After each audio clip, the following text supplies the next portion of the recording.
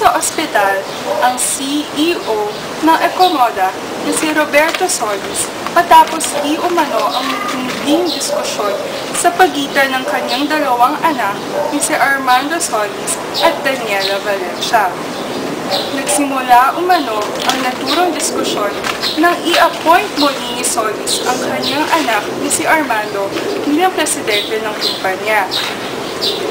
Upang bigyan tayo ng karagdagang impormasyon, narito ang VP for Sales na si Macario Ponzalan at ang sekretarya ni Mr. Solis na si Beatriz Bengson. Mr. Macario, ano po ba talaga nangyari sa pagitan ni Armando Solis at ni Daniela Valencia? Naku, walang kasalanan si Daniela, baby ko May kasalanan ito kay si Armando at ang pangit niya sekretarya. Hindi totoo yan. Kayo ang dahil ng pag-init mo ni Sir Roberto. Na-pressure siya sa inyo eh. Kayong dahilan. Hindi niyo dapat pinagpipilitan na si Roberto ang presidente. Sandali lang po Upang mabigyan tayo ng sapat na impormasyon, narito ang doktor ni Mr. Solis na si Dr. Ismael Om. You can call me Doc Mael or Doc Om. Doc Om, kumusta na po ang kalagayan ni Mr. Solis? Si Mr. Solis, okay naman siya. Medyo tumaas ng kanyang blood pressure. Siguro sa niya ng stress Ecomoda. At dahil wala siyang time para mag-ehersisyo o kumain ng masustansyang pagkain. Kung ganoon, gaano ba po siya katagal sa ospital? As of now, under observation pa siya. Pero by bukas siguro, pwede na siyang lumabas ng hospital. Ito po si Tate Marigala para sa Nagmamadaling Balita. This is your fault, Armando. Kung hinayaan mo na lang na ako ang maging presidente ng Ecomoda, hindi magkakaganito si Papa. Humanda kapag may mangyari sa kanya dahil ikaw ang isusunod ko. Umigil ka na nga, Daniela. Ikaw may kasalanan nito eh.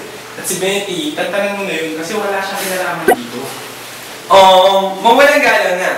Pero so ngayon, ang dapat niyong gawin, ipaglutuan niyong papa ng masustansyang pagkain.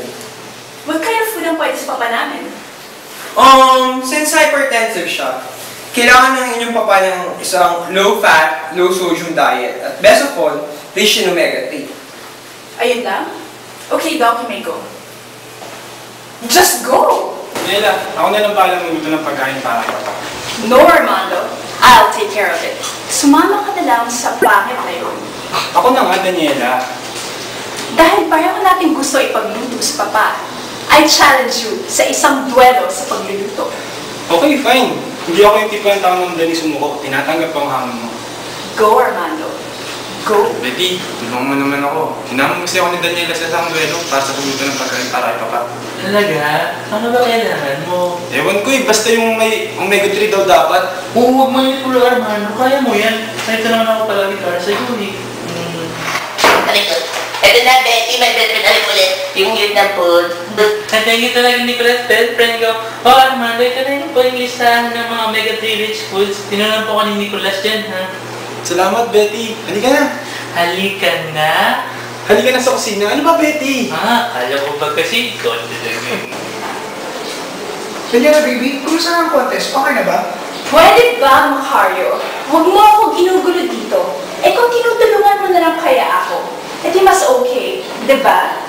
Of course, Daniela, baby, I will help you. You know naman I love you eh. You may go, Macario. Go, Macario! Go!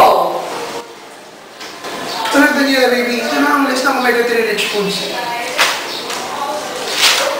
Are you sure with this, Macario? Bakit kaya na kami ni Daniela with that? Oo nga, sure ka ba?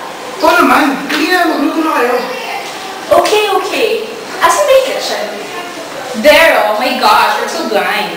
Whatever, Patricia. Let's go.